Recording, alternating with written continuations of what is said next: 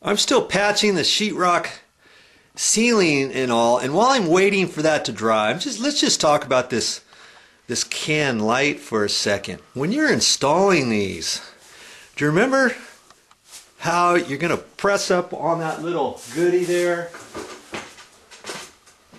There's going to be 4 of these up in the ceiling, and those little nibs, and as you push it up in there, you're only going to be able to push it up so far. Then you're going to take a screwdriver right where that notch is and push up on it, and you might have to tap up on it too. Okay, well, what happens if it doesn't seem like it's holding all the way? Well, this side, they make these really cheap, and this is just, it's very thin gauge metal. It's like aluminum is what it is. And as you push up on that, if you push up too hard, you just push the groove up higher into the aluminum, and you kind of tear the back side, and it might start having a tendency to be loose. Because when I took this one back down, I put some wires on this can and then shoved it back up in the ceiling. I saw on the back side, my words, pushing right up through the groove, making the groove bigger on the aluminum. So I tapped it all back down, and when I put it back, everything seemed fine.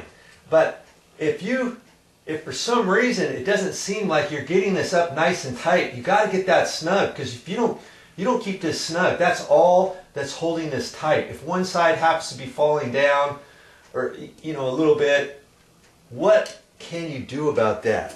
Have you thought of a way to fix that if that happens to you? I'm going to give you an idea. Now here's what you can do. First off, you got to check and see what size thickness your sheetrock on the ceiling is. It's either 1/2 inch or it's going to be 5/8 of an inch. Okay, what you could do is measure up from the bottom of this. Let's say, in our case, this was a 1/2 inch ceiling. Okay, 1/2 inch thick sheetrock ceiling. And you can measure from the bottom up a 1/2 inch or just a shy of a 1/2 inch, and take a little scratch awl and hold it up there and tap it with the hammer and get just a little set point in that. And you can do that because this is just aluminum.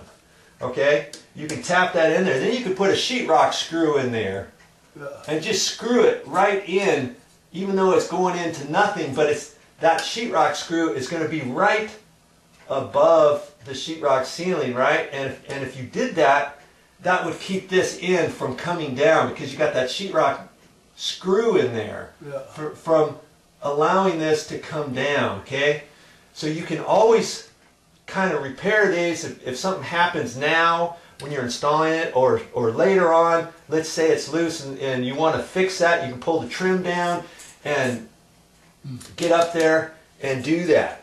Okay, there's a tip for you. Now, before you get ready to paint up there, I'm still doing my sheetrock patches, but while I'm waiting, I'm going to check some stuff out. Remember, I put the chalk line up here and snapped it on the ceiling. Now, in this case, I happen to have a green chalk line. I have no idea where that came from. Usually you're going to see blue chalk to fill those up. You could get red sometimes. If you mix red and blue together, you get purple. But here is green. I want to get that off. And I got just a wet sponge up here. And I'm going to try to get most of that excess off. Last thing I want to do is leave it and then make the assumption that the paint is going to cover that, and then find out that this chalk for some reason bleeds through the paint or something, you know?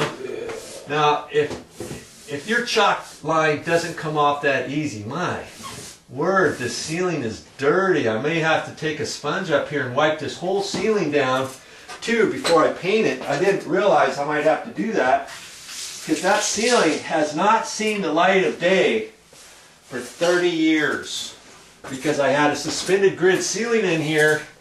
You see how dirty that is? My word. Probably have to get a big sponge up here or something and clean this right before I get ready to paint. Okay? That'll help the primer stick better and will just give an overall good appearance. You know, could I leave it that way and put primer over that? Yeah, I probably could. But if you don't put primer, you just put a coat of finish paint over that, you might have a problem moving forward. Okay? So just check your ceiling out and get ready to go. I'm still waiting for this to dry, as a matter of fact. And this is the first coat of Quickset that I got up here. Now, you can see around the edges it's getting lighter. That's because it's going to look like that when it dries. And all these small little patches that I've already done, they've already dried because there's hardly anything up there. But I don't want to put the next coat on here just yet. Don't be too greedy and think you're going to put the next coat on here before this one dries all the way. Because you want this, at least the outer surface, to be hard, so when you put the second coat on there, it's going to smooth over that. You put it on too soon, and if this is still slightly wet, it's going to start sticking and it's going to start pulling as you put the second coat on there. You're not going to get a nice smooth surface.